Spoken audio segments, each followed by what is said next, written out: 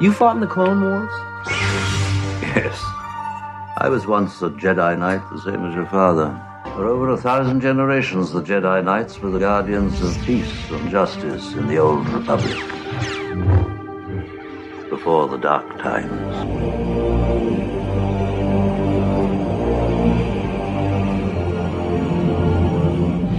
Protocol 66 must not be discovered by the Jedi. Yes, Lord Tyrannus. You must face the gravest of journeys to Moribond, the ancient homeworld of the Sith.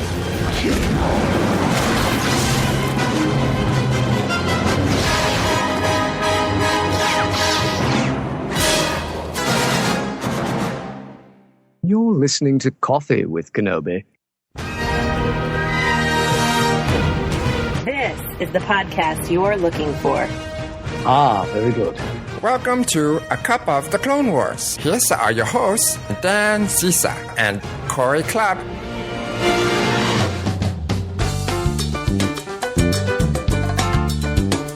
This is Garr Van Orden, longtime listener and winner of the co-host an episode of A Cup of Clone Wars, and you are listening to Coffee with Kenobi with Dan Z and Corey Clubb. This is the podcast you're looking for.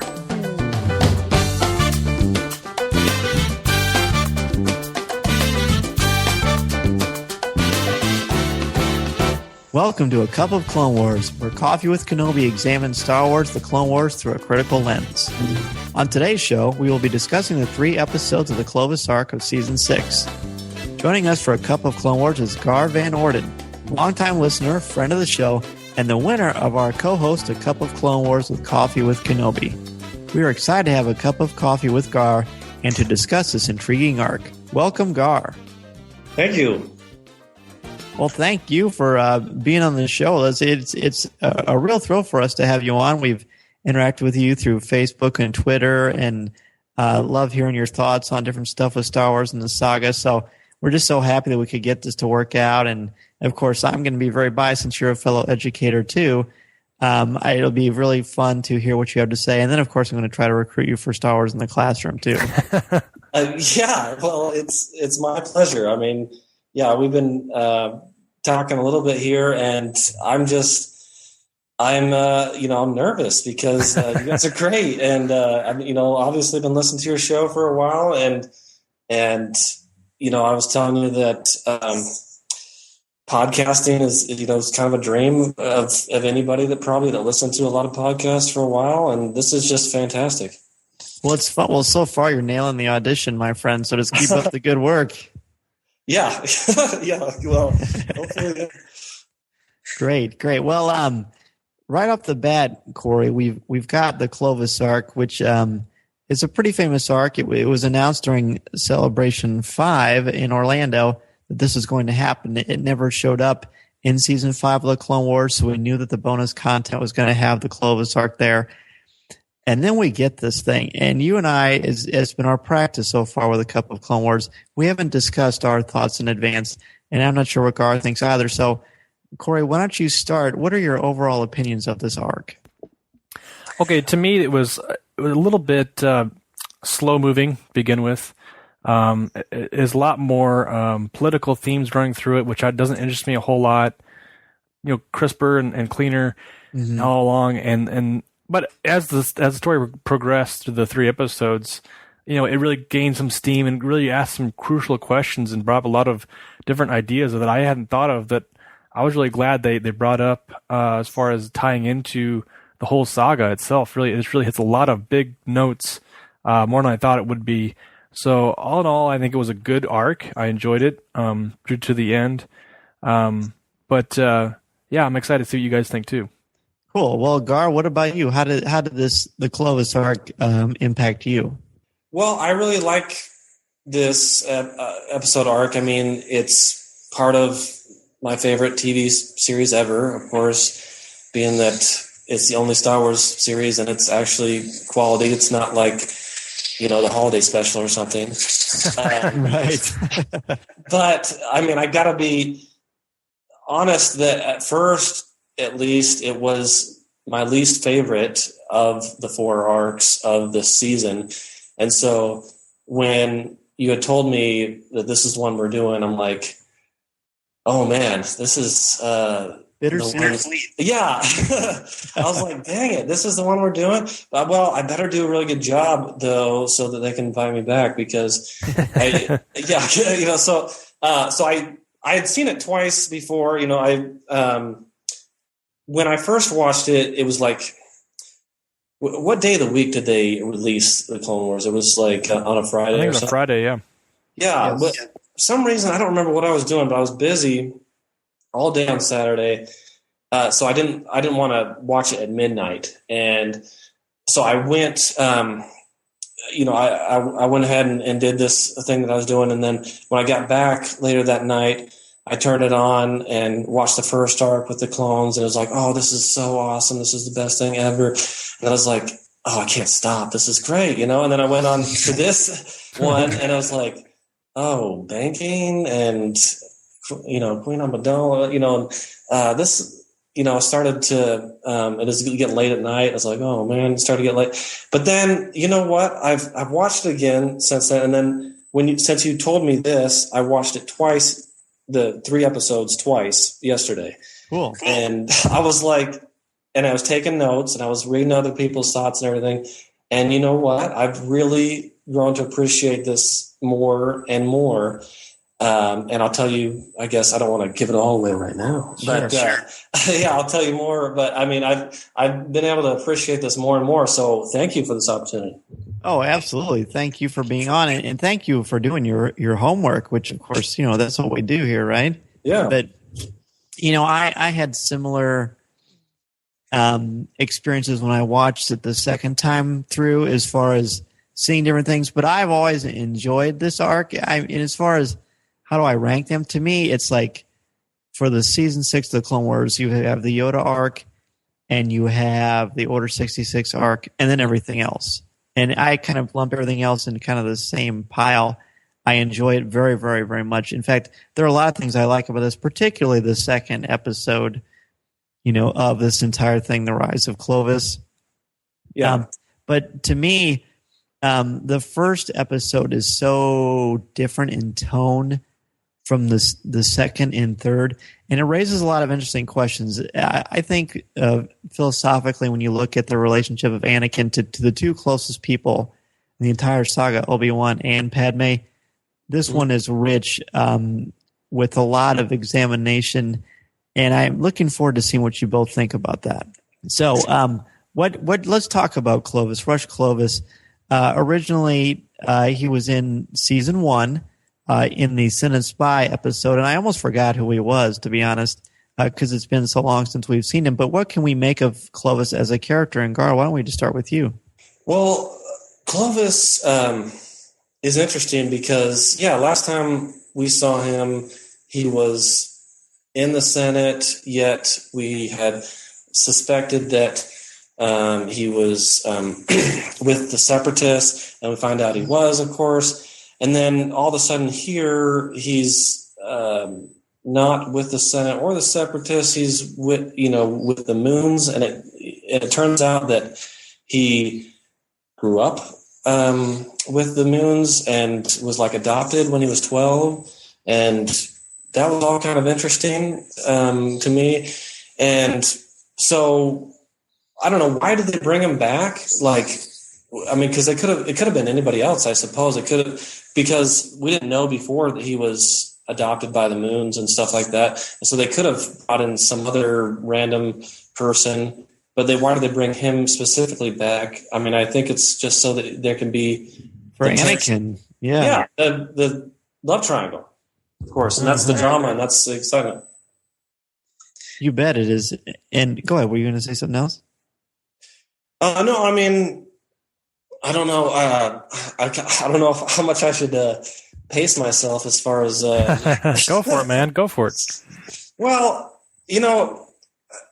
because it is about the love triangle, I was thinking about this guy, and I think everything he does is to impress Padme. Like, everything. You think so? Yeah. I see. I'm sort of up in the air about that because I see that. I mean, he's clearly attracted to Padme. but there's also this part of him that's driven to do more with his name, to do more with his upbringing. And then we kind of see at the end with what happens to him, he's a bit more complex than just someone who is disrupting Padme's life. So, Corey, what do you think of Clovis as a character? And I think he's a punk. No, yeah, it's like you said, Dan. It's go ahead. I was gonna say, like you said, Dan. I couldn't remember where I couldn't place him. I was like, where have we seen this guy? And so I had a hard time kind of getting back in the groove of him. And like you said, Garr, I mean, it is totally a love triangle thing they have going on here, and they're gonna explore that and see where that goes. And I'm glad they did, because it brings up some different questions that I have had. But as far as Clovis goes, we kind of get to see his backstory, and it's kind of interesting how he kind of his upbringing and his respects for the Moons. And I think he's more complex than we see on the screen there. It seems like they kind of cut him off a little bit towards the end. I feel like he was really trying to, yes, number one, impress Padme, and then number two was like, once I've got her, I can just, start making things right again and doing good. And I feel like he did want to do good, and he kind of got cut short at the end there. Was like, I had this big plan, and like I was going to work it out, and if I could just get past these hurdles, I could do it. And he kind of like, I feel bad for him a little bit towards the end. At the beginning I was kind of like, he's a punk, and by the end I was like, oh, that kind of sucks. So yeah, that's why you need. I mean, this episode arc takes repeat viewings because based off of what we've seen of him before, it seems like he's the bad guy, and it makes it seem like that. But if you go with what you know by the end of it, that you do feel bad for him, and he really was, that he was trying, even after Dooku put him into power, he was trying to be impartial and be a good person and everything. You go back and like, wait a second, he's the hero, and he's not. I think he is trying to impress the girl. He's not trying to be malevolent or anything. He's everything he's doing. Like, I think before the story, he set himself up in a position to be the person to be with Padme, and then after that, he tried to get Padme on his side and take her to his personal estate place, and everything he was everything he did, I think, was to impress the girl, because let's face it, she's the hottest girl he's ever seen, and he she won an Oscar, so. Yeah, I think he is, like you said, he definitely comes across as someone that it's almost like the audience takes on the persona of Anakin, because we begin to feel not jealousy, but we begin to feel this understanding of the tension and why Anakin is so frustrated. Of course, at the very beginning, it says jealousy is the path to chaos at the beginning of the second one. So we see right away what this is going to do. And of course, fear, anger, hate, suffering all plays into the dark side. We see Palpatine's machinations yet again, where he manipulates Anakin to put him in this situation. So it's definitely something we're at the end, and I'm curious. I was going to say this for the end, but I'll just ask it now. Do either of you feel sorry for Clovis and what happens to him? Yeah, I will say, like I said, I think I feel bad for him. He didn't get his due say, I think, in the all scheme of things. I think if they maybe could have talked about it longer and worked things out, they would kind of come to realize that, like, oh, this guy just, has a good heart and he wants to do good and he wants the girl, but he needs to realize he can't obviously they can't expel their secret for what they had of Anakin and Padme. Sure. So I feel like if they would have just like, hey, let's just give it some time and let's work it out, I think things would have worked out better for him. What, you mean he wouldn't have died? Well, that was like interrupted, but yes, I don't know. I feel like there were a lot of things that were like cut off and like. Well, think about the idea too that, I mean, let's be honest. If at the beginning he thinks of Anakin as Padme's pilot, because that's the role that he plays when we saw him in season 1, but if Anakin is a Jedi, they're not allowed to marry, they're not allowed to date, they're not allowed to court, nothing. So he sees Padme. She is unattached. She is a friendly, nice, upstanding person that he respects, admires, and is attracted to. So it doesn't make him bad that he, for lack of a better word, puts the moves on her. Mm-hmm. But because we as an audience have 30 plus years of investment in Anakin Skywalker, that's why we see why there's this tension. Because for Clovis, I mean, of course, there's that machismo that he exerts through his will and his ideas, because basically he's got two things that he wants colliding with one another. And of course, it doesn't end very well for him. But then again, he is making a deal with the devil, which is, of course, Palpatine. Yeah, well, I would say, and you know, this is, you know, like you said, this is something I was maybe going to save, but I'll go ahead and pull out the big guns now. But there you go. But I think that he is the hero of the story in that. Okay, so you mentioned I'm a teacher. I'm a drama teacher, and also I've taught film history. And you know, I'm not like an expert on this. I don't have a doctorate or anything like that, but I do know a little bit about this sort of thing. And obviously, Lucas is a student of film, and the last one that Clovis was in was specifically taken from Alfred Hitchcock's Notorious in 1986, and you know how she's supposed to go in and be the spy, but you know she doesn't want to be because she's got this attachment to Anakin, everything like that. But so I think this as well is very Hitchcockian, reminded me a lot of things in there of like North by Northwest with the, you know, being attacked by bounty hunters and stuff and not knowing why exactly. And, you know, things with Vertigo, like with, you know, trying to investigate someone but not knowing what's going on exactly at first.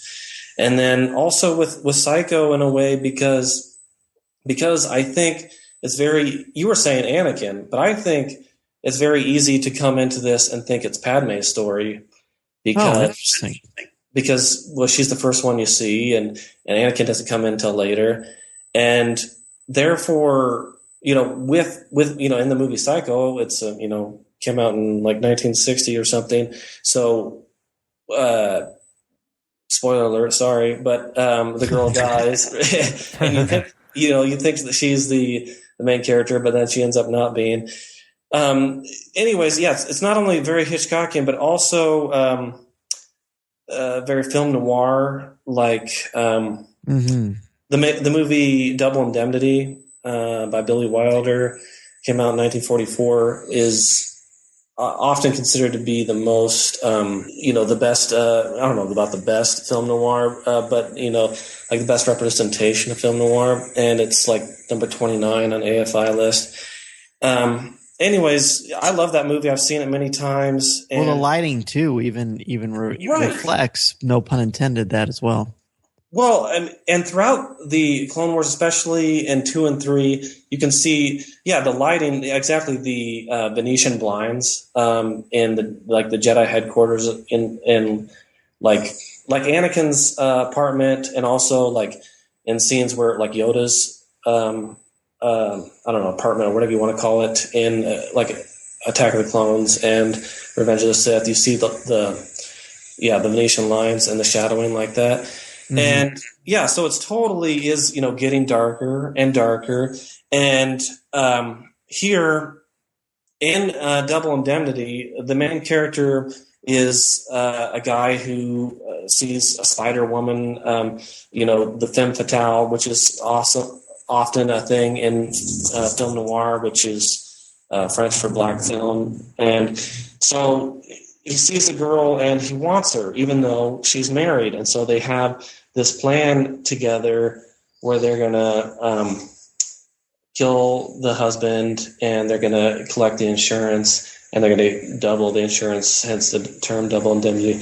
And so I think that's the story here. He wants Padme, even though she's married, and he doesn't know that at first, and finds that out, but he still wants her, and she's not the evil Spider-Woman that turns on him at the end, but she is the pawn of the Sith. The Sith are the evil, the Spider-Woman or the femme fatale or whatever, but they are using Padme as their pawn, just like they're using him. And, it becomes very clear to that at the end when she is forced to shoot the guy by Dooku. Like everything that she's doing, she thinks she's helping the Republic. And, of course, helping the Republic is ultimately helping the Empire anyways. Mm-hmm. But, so she's obviously helping the Sith, and they're using all they're the ultimate puppet masters, of course. But she is basically that Spider-Woman, and he wants her, and everything is going bad, and there's a trap set for him, like in every film noir. And in fact, Sidious says that to Dooku or Tyrannus at one point. We have to set a trap for him. He can't. Yes.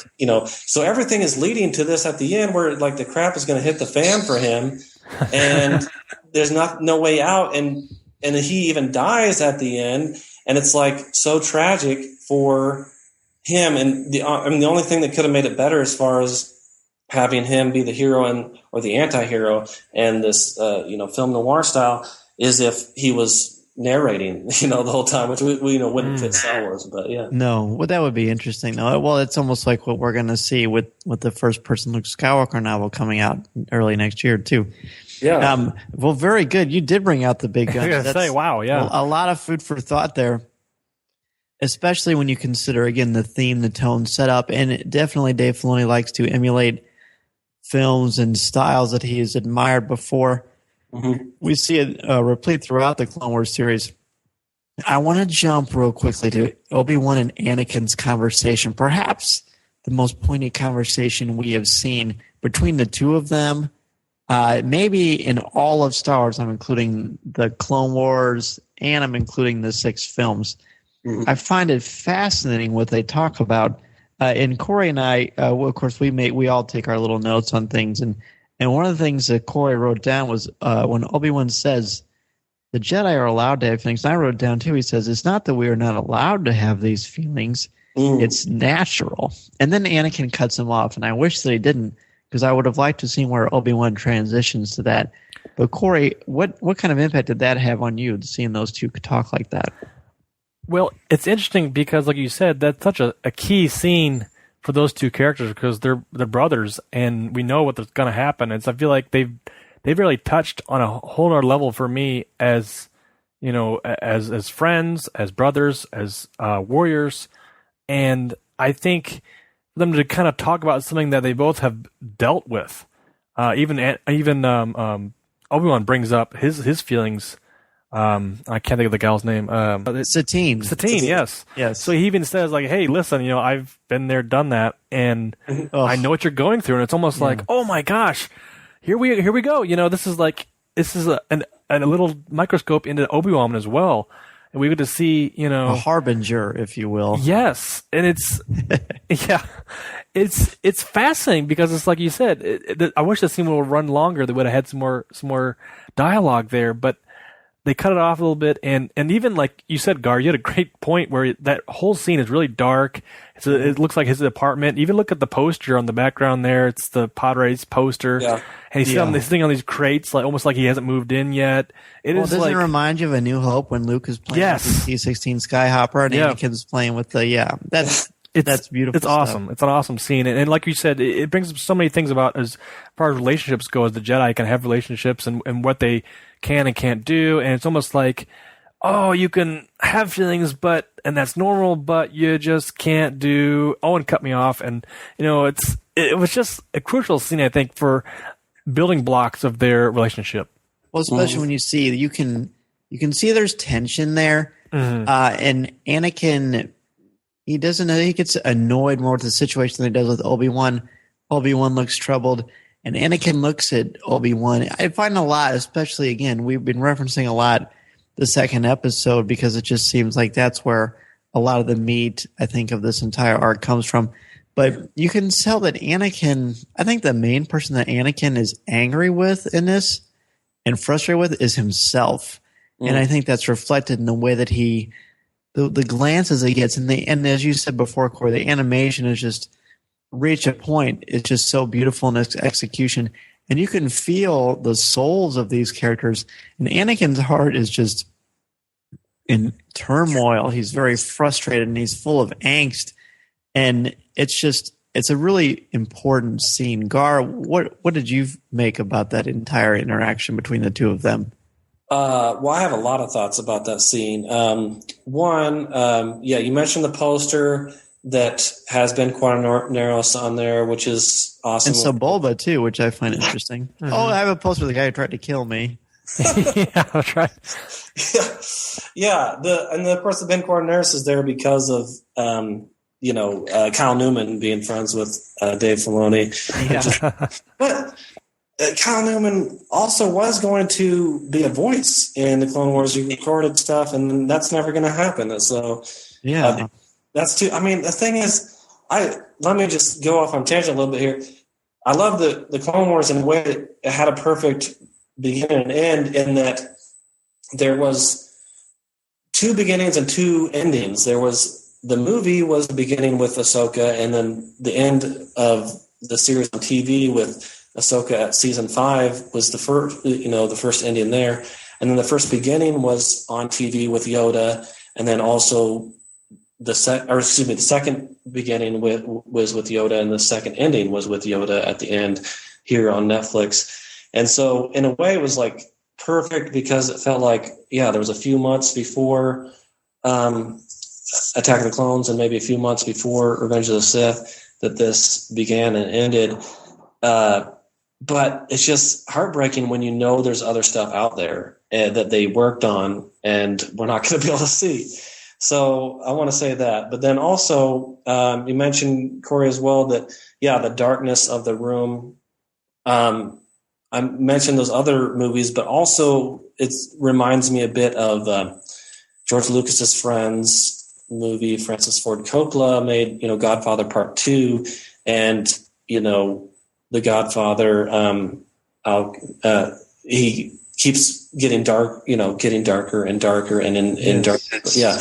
And that's, obviously Anakin. And so that's awesome too. And then also that conversation I love, just as you said, how he said, it's okay to have, feelings, that's only natural, but I think he didn't continue like you were saying, but I think if he would have continued, in other words, what he was saying is it's okay to have the feelings, it's natural, but it's not okay to continue to dwell on those feelings and obsess over those feelings and act on those feelings and not obsess over those things. Well, and that's also something that differentiates an adult from a child. Whatever kind of thoughts or inclinations or you have, an adult knows how to discipline themselves. And Anakin is very much struggling with that. I want to jump right to before the fight. Of course, we're going to talk about the fight because it's an incredible moment. But before that happens, Anakin and Padme have a very disturbing and very interesting interaction between the two of them. Anakin describes Clovis. He says, "A serpent can shed its skin, but it is still a serpent." Mm-hmm. And I find that interesting because he's being manipulated by the great serpent, which is, of course, Palpatine. So when Padme and Anakin interact, he grabs Padme's shoulder and kind of shoves her a little bit. That's a form of abuse, I would say. And we see the physical abuse, the intimidation. He is taller than her, and he kind of hovers over her. She doesn't seem afraid of him. She seems really annoyed and mad with him. There's definitely some interesting things there, especially when he says, "As your husband, I demand." And she says, "You demand?" And then she kind of brushes it aside to talk about why she's doing what she's doing. She's using logic. He's using pure emotion. Corey, tell me about the relationship dynamics here. It's huge, but I want to point out one key thing I think that Anakin brings to this, and I want to relate it to Matt Lantern's portrayal in his voice. And this whole arc is incredible for a voice actor. Yes, it really brought up such emotion and determination to this, and I really enjoyed that. I was trying to put that out there, especially these key scenes too. I think he really nailed them, really dead on. But as far as Anakin and Padme's relationship in this arc here, it's almost like they're coming to grips with themselves and the lies they're telling, and it's getting worse and worse as things progress, and the war's hardening Anakin, and you can just see his making rash judgments as we see. Well, I mean, again, the physical shoving her, even if it's not even shoving her against the wall, but he definitely shoves her. And that's pretty serious. It makes it harder. And again, this is a kid's show, presumably. But Netflix season 6, I think, takes it to a whole other level, which we've seen with the level of violence in the Order 66 arc. But it makes it temporarily, at least, harder to glom onto Anakin and root for him when he does that kind of stuff. Of course, we know why he's doing it and what it's leading to. But, Garr, that's pretty disturbing stuff. Yeah, it is. I mean, it's not cool. We should not be learning to do as Anakin does, of course. And I think Anakin, it's interesting. The first, the fortune cookie on the first episode says, to love is to trust, and to trust is to believe. And I think that's a big part that Anakin never learned to trust others. I mean, if you think about, if he had just one time trusted Mace Windu in Revenge of the Sith, then he never would have went to go and cut off his hand, and he just would have stayed in his room like he had been told to by Mace Windu. Then that would have changed, everything. So, yeah, I remember reading a study that said those that are constantly thinking about their significant other cheating are the ones that cheat themselves, because they see how easy it is to do, and so they think that the other person is doing it. And I don't know. But Anakin isn't a cheat; he's just paranoid. Well, he did. Flirt maybe a little bit with that Zygerian chick. In the slave arc? Yeah, maybe. I don't know. But yeah, probably not so much. I mean, but just the fact that he is keeping the whole relationship, a secret, and he's cheating on the Jedi Order. Oh, I like that. That's good. Yeah. I also think, too, it's in that scene, we get to see the Chancellor interact as well. And he just, as he leaves that scene, that action takes place, and we see that we see Anakin put the Chancellor up against Padme and his relationship with both of them, and he's obviously picking Padme over the Chancellor. He's like, look, listen, why would you take on this mission? After you need to refuse to do this. And it's like, I was like, well, why wouldn't she do this? And it's almost like you said, Dan, he shoves her, but also realizes, like, listen, I'm looking out for the best part of you, and so that you can, stay safe. True. And it's Padme always motivates everything that he does. But I can't help but think, ironically, and Jeff McGee will love this, but I can't help but think of one of the first G.I. Joe cartoons when Destro says premature panic is a sign of an immature mind. I don't know why that popped in my head, but you see very much how immature the Anakin is. He's like a man-child. I mean, his growth is emotionally stunted because he's put in this ridiculous box that the Jedi make you adapt to, as far as how you have to manage your emotions. It's hard enough as a mature man to manage them for some people, but he started his training when he was older. He's already got this dealings with attachments, and he's got issues when it comes to dealing with loss, and he doesn't want to lose his wife. So typically what happens when you see someone who's jealous is it becomes a self-fulfilling prophecy. So I don't know that he drives her away, even though at the end, of course, we do see something pretty rough that does happen. But there's just a lot that causes problems with he and Padme, and that leads to the fight. which is the most powerful moment in this arc, one of the more powerful moments in anything. And even watching it a second and in the third time, you notice a little bit more about the intensity. For some reason, the first time I saw it, I thought that Clovis got a few more punches in, but clearly after watching it the second time, he doesn't really have much of a chance. But Anakin shows his true colors here, and I know, Corey, you said it gave you chills. You even hear the humming of the Imperial March when Anakin is getting really intense. But guys, let's talk about the fight. Yeah, like I said, give me chills, Vader chills, if you will. It was definitely. I knew he'd walk in that moment. I just knew they would have that scene.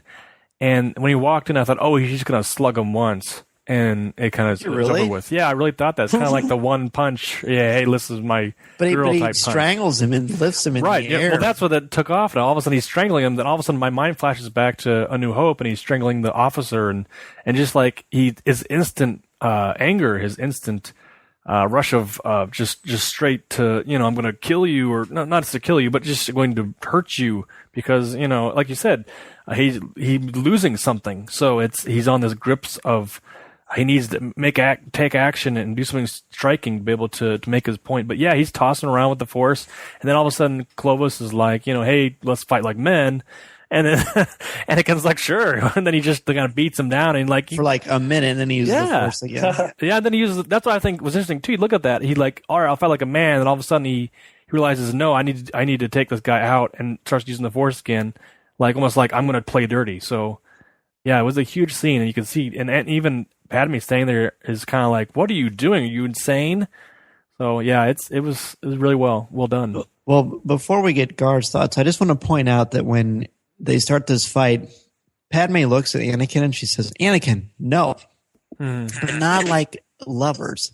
It very much, and I was very careful to look at it the second time through, she very much talks to him like she's his mother, like she's scolding him, which I think is an illuminating examination of what their relationship is like. Not that she is his mother, but she is older than him. She met him when he was just a little boy, and she kind of took him under her wing. And then, of course, he grows up and matures, and they fall in love. And that's fine. But it just shows you how emotionally stunted this relationship is. Well, I also think, too, just to jump in, up to this point, they've already fought a couple times, disagreed. So their emotions are high. Sure. And she knows what he can do. So it's almost like, don't do what I think you're going to do because I know you so well. So you didn't. No, I don't. No, I don't think she's berating him as far as like a motherly figure would. I think it was more of like, don't do what I think you're going to do. No, I don't. I don't agree. She did replace his mother, because that was the first, part to him turning towards the dark side was when he lost his mom, and then it was like she filled that gap, and then it was an the next Oedipal complex. Yeah. My first thoughts when I saw this was I thought of X-Men in a couple different ways because one, it made me think of X-Men First Class when you see Magneto do all these terrible things and beat up all these bad guys. It's kind of fun. It's like, okay, this guy is becoming this bad guy, and here it's like, it's a terrible thing, but it's also kind of a fun thing. Okay, here he's becoming Darth Vader. It's such a juicy thing. And then also when he punches one fist to the other fist, and it's his metal arm to Clovis's normal arm, that's straight from the first X-Men movie when Wolverine is fighting at the beginning there. So I've never seen that in Star Wars, where he hits somebody with his robotic arm and you actually can tell and feel the impact of that.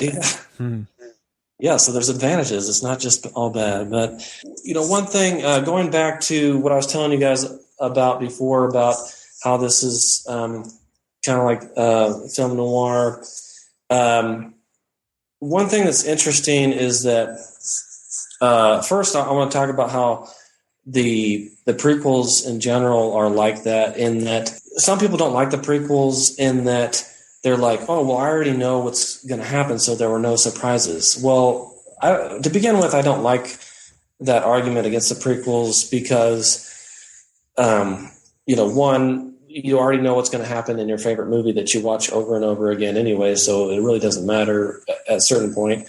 If you watch a movie that has to do with historical things or, based off a book or something, you already know what's going to happen. But sometimes knowing what's going to happen actually increases your enjoyment because that's right. That's Shakespeare. Yes, in Shakespeare and also in a lot of Hitchcock's movies, like I was saying, and also in Double Indemnity. At the very beginning, he says, I did it. He's confessing to his boss, Keyes. He's like, I did it. I killed the guy, and I'm going to tell you why. I'm going to tell you the whole thing, the whole story.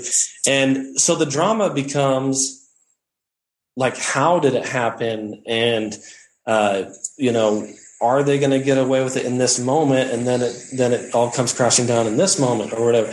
And kind of like in the last arc with the clones, it's like, that he's not going to fix everything and everyone's going to figure out Order 66, but still there's all this drama in there.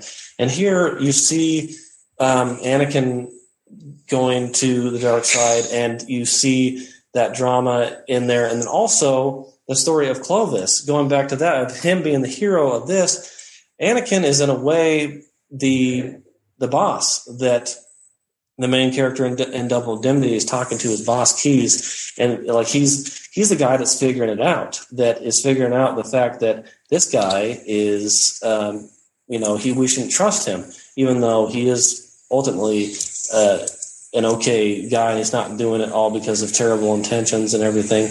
And even though Anakin is beating the heck out of him, I don't know, like after watching it more, it's like I feel bad for Clovis, and it's more of that tragedy going down on Clovis, and he's having to deal with all this. And then at the end, he covers for Anakin and says, no, it's okay. And I think once again, it's because he wants the girl. He's like, he knows that if he does that, Padme would appreciate it, even though it would help out the competition in a way.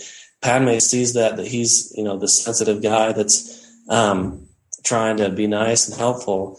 And he takes the high road for sure. And you almost have to wonder, is it purely just, and I certainly think that his admiration for Padme is a big part of it, but he completely bails Anakin out. I mean, this could have literally led to Anakin being expelled from the Jedi Order, which, of course, Clovis, savagely hints to right before they get into their fight, their fisticuffs, as it were.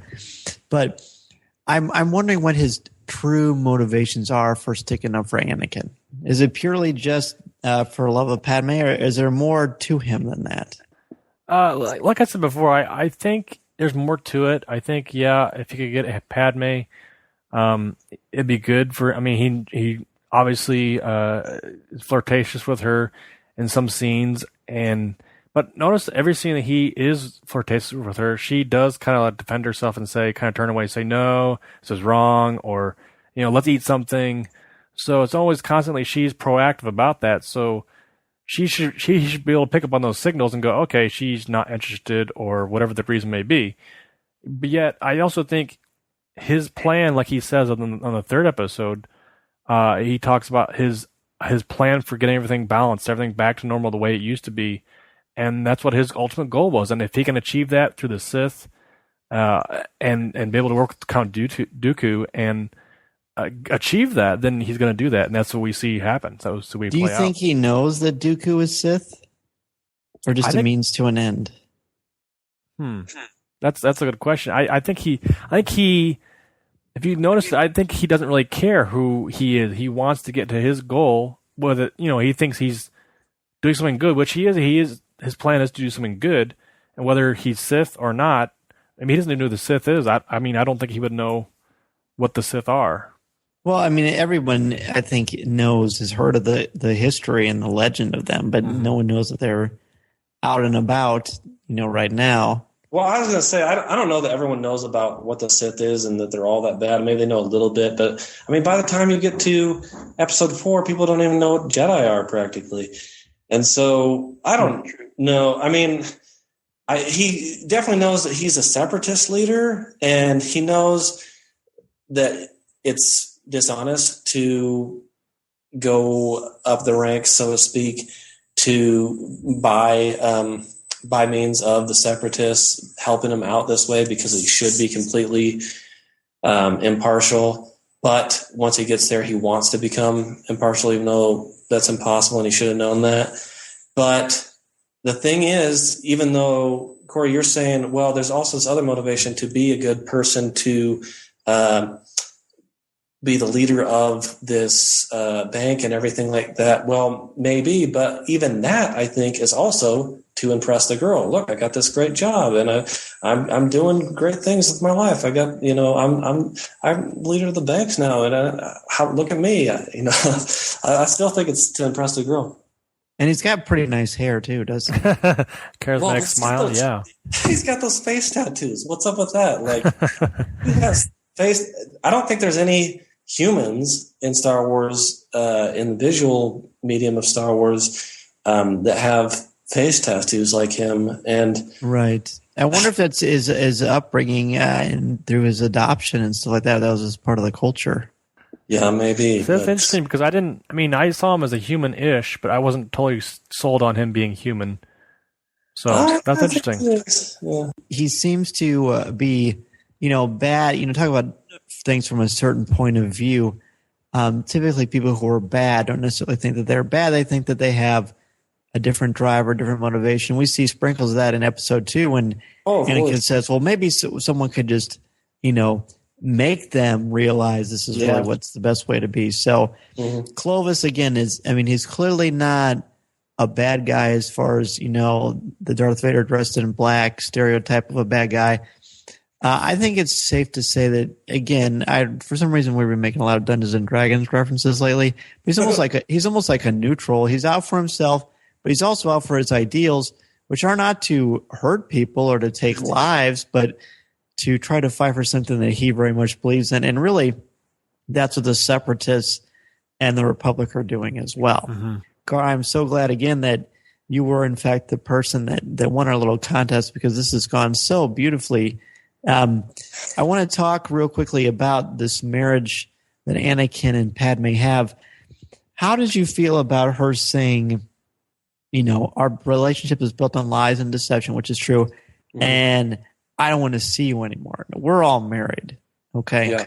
Yeah. You have ups and downs because you're human, but you love your spouse. I can't imagine saying to a grown adult, I don't want to see you anymore, but still being married for years or for more time. It almost becomes like a teen drama. And I don't say that to be funny or facetious, but do you feel like that's a realistic avenue? Maybe that's Padme asserting herself because she is a stronger character. Yeah. Although one could debate that kind of goes away through the course of episode 3. But Corey, teen drama, marriage, what's going on here? See, I didn't see it as teen drama. Like I said before, the animation is well done, and I noticed that the animation, their faces look older, especially Anakin in this. And I don't know if it's the stress or what's going on, but probably. But I feel like they're older in this arc. And they've come to some relationship stepping stones and going through some hard times and hard issues. But as far as comparing it to a marriage or a teen drama, I would play it's more marriage. I mean, it's because he says a lot of things like, he's really fighting to keep her out of harm's way and doing all that he can, and even taking drastic action. Like we see the fight, we see him pushing the shoulder, things like that. Something he should be doing, obviously. So. No. But you said yes, they have a fight, and she says, I don't want to see you anymore. Now, does that mean I don't want to see you anymore forever, or the end of the week, or the end of the day? Well, she just says for now. For now, right. So, I mean, I can't speak for all women, but I know that when my wife and I have disagreements, we, go off and think about things and then reconvene and talk, and work things out to the better interest, the better good. But I know that there's in any relationship when anybody has a disagreement, there's obviously, emotions run high. And I think in this instance that was definitely there. And she was, she's kind of had it up to here as far as, him asserting himself. And she was kind of like, listen, I just need a break from you, man. Not necessarily this is over, but I think he needed a break. So I think the most interesting thing, I'm sorry, go ahead. No, I was just going to say it so that it lends to it being more of like, listen, we're in this relationship for good. I'm not calling it quits. We're married, but I need a break. Well, yeah, she says, I don't want to, we shouldn't see each other anymore, which a marriage, you're not seeing each other. Maybe that's too much high school student lingo, but that you're married. Yeah, I think it's a whole other level that you really have to look at through a much more intense lens, because it's the ultimate. It's pretty serious, It's much higher than that. I do want to point out really quickly. She says to Anakin, "You could have killed him," and he says, "I know." And then I'm sure you both noticed this. When he says, "I know," he stares at his robotic hand. Mm-hmm. He's more machine now than man, twisted and evil. It's like it's a beautiful foreshadowing to, I'm becoming someone that I am afraid of. I'm afraid of what is happening. And we see a lot of this through episode 3, of course, but this really could have been like chronologically. I'm pretty sure it doesn't take place right before Revenge of the Sith, but there's so many parallels here between that and the man versus self conflict that Anakin faces in episode 3. I also want to point out too, like you said about their relationship at the end there, when Anakin catches Padme and Clovis, and he's holding on to both of them, and he says, climb up," and Padme tries to climb, and he says, "I'm losing you." That really caught me, and I was like, "Yeah, oh my gosh, what impactful!" He's realizing in himself, like, I'm losing you. This is life and death, and he almost realizes like he's done so much wrong up to this point, and realizing maybe a new realization in the relationship. Well, they don't have a real marriage. She says it herself, right? And so, like, once again, knowing the end and where, she dies at the end of Revenge of the Sith and how tragic it does end up, it heightens the drama here, because it's like, oh, come on, please just actually do break up with him. And you know that it can't. But of course, at the same time, if you didn't know the end, then you wouldn't know that it would be a good thing for her to break up or not. And so we do know that it would be a good thing for her to break up. And so it strengthens her character in that she actually is thinking about this, and ultimately she doesn't, and she ends tragically as well, which, the prequel trilogy is meant to be a tragedy. And so it's a perfect ending for her story-wise.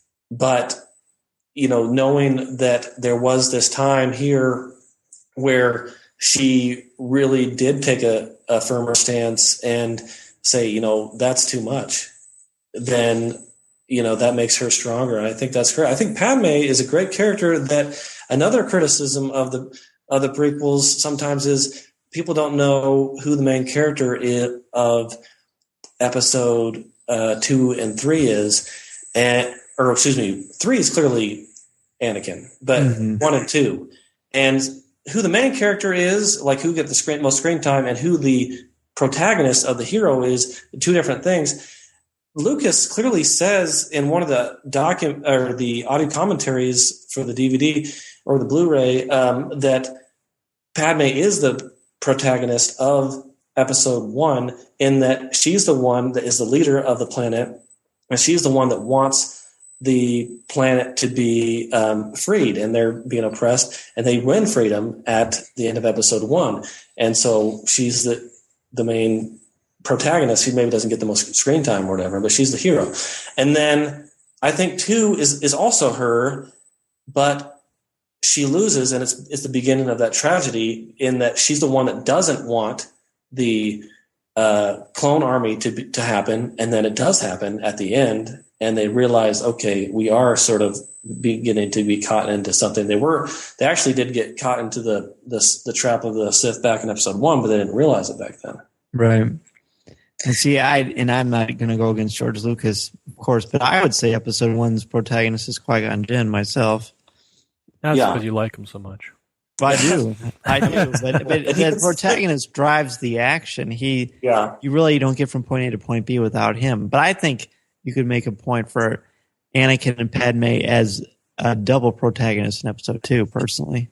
Yeah, well, and the thing is, if you were to say who follows the action, it would be the droids in episode 4. Oh, yeah, good point. but they're not, and nobody complains about episode 4, the original Star Wars. It's the greatest, it's awesome. But Right. at the same time, it follows the droids for a long time, and they're clearly not the main character. Very good. Well, we've covered a lot in a brief amount of time. There's it's going to be the challenge to a cup of Clone Wars.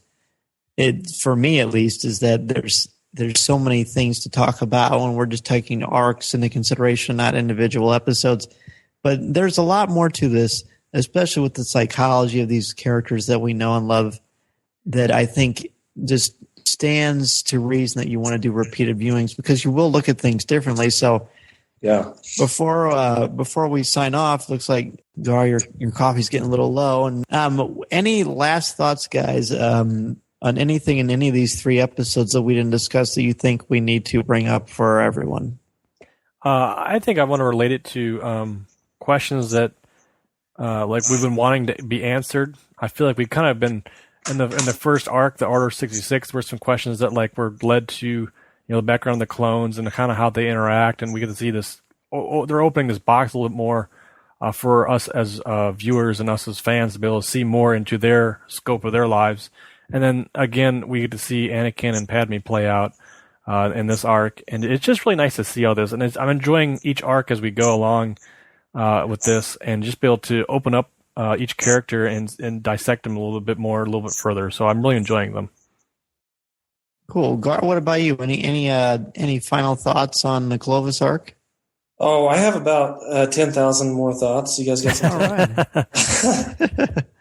Yeah, I have a lot more notes, but I'll just, quickly finish with the theme that I have been talking about, how Clovis is, he's a good guy. He's a tragic hero here, and he could have been an alternative and better husband for Padme if she had, in fact, chosen to leave Anakin and go with him. And even at the very end, when Anakin is holding both of them and he chooses to leave, I think it's for Padme in that, okay, he realizes, okay, he can't pick us both up. So if I can't have Padme, then what good is my life? And then also, if by chance I do survive, you know what? That's a pretty heroic thing, and she would see that as a good thing. I don't know. I think to the end, it was all about trying to get the girl, and he is, it's very easy to come into this once again to be like, okay, he's a scumbag because of what we know from him before, but he really is the better person that isn't going down that darker path. He was set in this trap, and it was all a trap for him, and it's kind of sad. But in the end, he had in a way pure motivations and wanted to be a better person and a better fit for Padme probably as well. Yes, it's the thing that I like about this arc, as I mentioned, is just psychologically you really get to examine these characters through a much more critical lens than we've seen in a lot of other things, and it reveals a lot of the emotions. The only thing that I want to bring up that we didn't particularly talk about is the fact that Anakin is clearly abusive. He's clearly dangerous. She knows already that he wiped out an entire group of Tuskens, and she's still with him. I mean, love is blind. Sometimes it's deaf too. And it's much more complicated than just, oh, you're not nice to me, I'm going to get out of this. Padme is a person who honors her commitments. She's committed to her husband, but he's dangerous. And she can see that he's conflicted. She probably believes that she can help him. And in many ways, she does help him to find some inner peace. But of course, ultimately and tragically, as Garr just pointed out so beautifully, it leads to a lot of bad places. Episode 3 is a tragedy. A lot of the prequels take on a tragic undertone because of what happens. So I think we learn as much about Padme and have even more questions about Padme because of all these things that happen, because clearly it's a toxic relationship and it has a bad end. All right, well, Garr, it's been a pleasure having you on. That'd be my pleasure. Thanks. Yeah, absolutely. Well, thank you. And before we let you go, of course, we have our 5 questions that we ask all of our Star Wars celebrities here on Coffee with Kenobi. So, Corey, I'll go ahead and let you ask the first one. Sure. Garr, your favorite Star Wars movie? All of them. I like all the Star Wars movies, and I agree with Kyle Newman when he's like, how can you be a fan when you don't like even half of what you're a fan of? Like, that'd be like if I loved a certain sport and I only liked them when they were at the home games, but then when they're away games, I rooted against them or something like that. And people root against the prequels, and they haven't even seen the Clone Wars, and they haven't seen the prequels since they saw them in theaters, and they don't give them a proper chance. That bugs me. But if push comes to shove, if I'm going to, just say one movie, I'll have to say Revenge of the Sith, because it's the most exciting and action-packed and emotional, and the stakes are the highest, and yeah, I just love it. Who is your favorite character? Oh yeah, once again, all of them. The ice cream maker guy, you know who that is? That reminds me of a David Lee Roth song. The ice cream maker guy is, of course, the guy that's carrying in an orange jumpsuit, and he's carrying an ice cream maker, and he's running through the halls of. Oh yeah. No, I mean, I think that's hilarious. Like, that people will pick out random people like that, but I guess Yoda. I just love, his wisdom and how he's like, Mr. Miyagi and everybody else that's, so wise, and we all wish we had a mentor like that. Okay, favorite line of dialogue or film moment? Don't say all of them. Oh, dang it. Well, I got to go at the end of Revenge of the Sith, my favorite movie. And, at the end, the climactic battle and everything's so awesome and just ends so perfectly. You are the chosen one. And it was said that you would destroy the Sith, not let you join them. And you're to bring balance to the Force and not leave it in darkness. You're my brother, Anakin. I love that. I can't do a good impression or anything, but that's just so emotional, and I almost want to cry. Of course I don't, because I'm a man. But I mean, I just remember in theaters people coming out in tears, and I just it was just so amazing. So if you collect, what is your favorite collectible that you own? I do collect, and I'm not going to say all of them, but I can't just say one. I have a room full of Star Wars. I don't have, as much as maybe even you, or certainly not Steve Sansweet or something. Sometimes I listen to these podcasts about collecting. I'm like, man, I don't collect very much compared to these people. But then I also have a bigger collection than anyone I know, though, probably. I have a foosball table that's Star Wars, which is cool. That my wife hates because it takes up too much room. And you need to put a picture of that on our Facebook page. Yeah, I'll try. That'd be awesome. I've Darth Maul cufflinks, which are awesome. Nice, sweet. A book, a book that's like from the 70s. It was like C-3PO teaching you how to use computers, and I just love it. Awesome. Ironic. Yeah, and I have the laser disc and the record, and of course I love the lightsabers. I don't have a ton of awesome ones, but I do have one master replica Anakin / Luke blue lightsaber, which is awesome. The FX one, or the LE one. Yeah, they're that light up and everything. I guess they're made by Hasbro now, but they were made by Master replicas. Yeah, I have that same one. It's great. Oh, cool. Yeah. Okay, what particular messages or themes about Star Wars resonate or speak to you?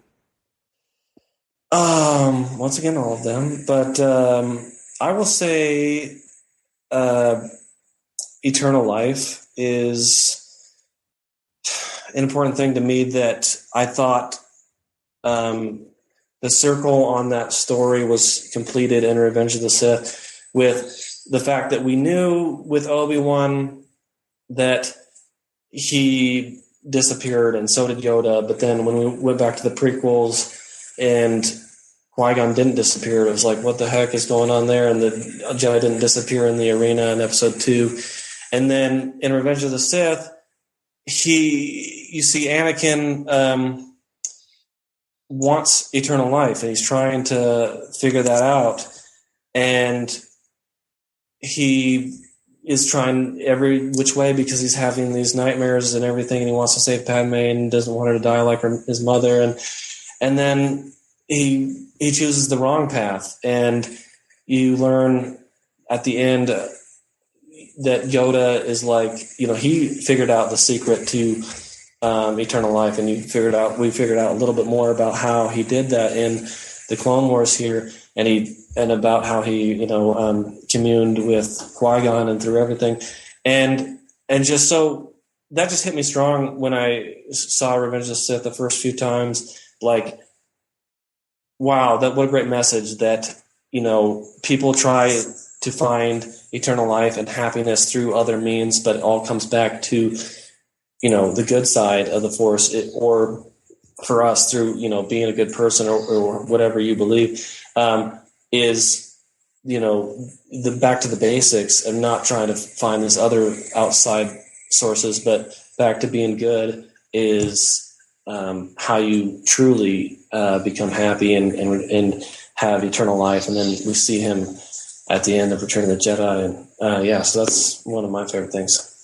Yeah, the spiritual aspects of Star Wars I've always gravitated towards. I know Corey have as well, so I couldn't agree more. You were so awesome to have on. I'm so glad that we're able to make this all work out and line up. And how can people get in touch with you and share their Star Wars thoughts with you and get to know a little bit more about you? Well, that's all. I mean, I've never been asked that before because I'm not a famous person or anything. Well, now you are. Yeah, now I am because I'm on this great podcast.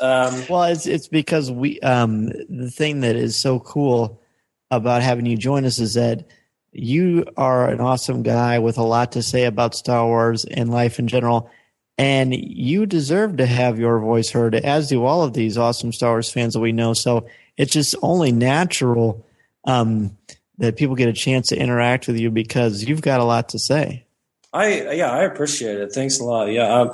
I mean, I guess I'm on, Facebook. My name is Garr Van Orden. And if you hear me from this podcast and do want to talk to me about these things, then let me know if you're friending me or whatever that you heard me on here, I guess. And then I do have a Twitter that I don't use much, though. I guess if you contacted me through that, I will get back to you. And my Twitter name is @GarWars, GarRWARS.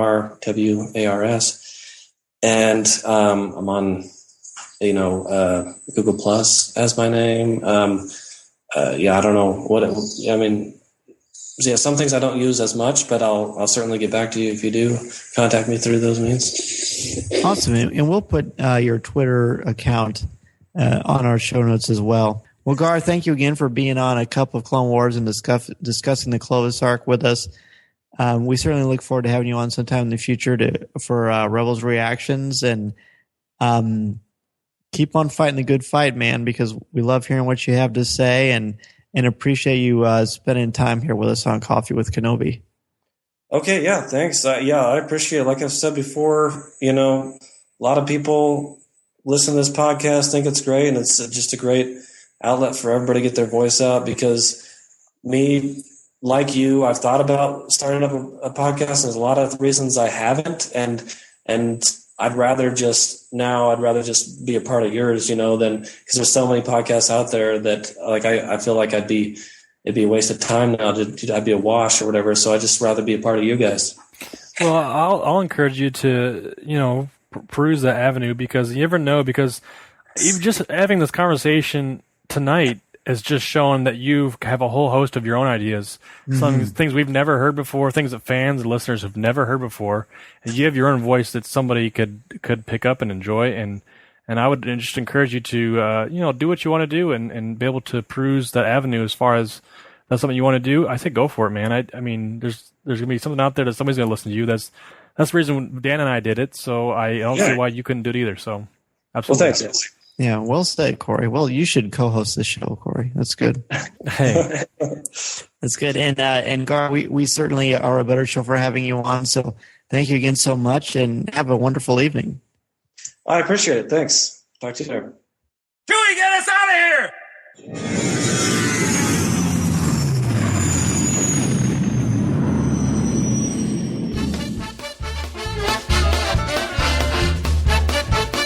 If you would like to respond to our question of the show, have a comment, or just want to say hello, send us an email or MP3 at feedback@coffeewithkenobi.com.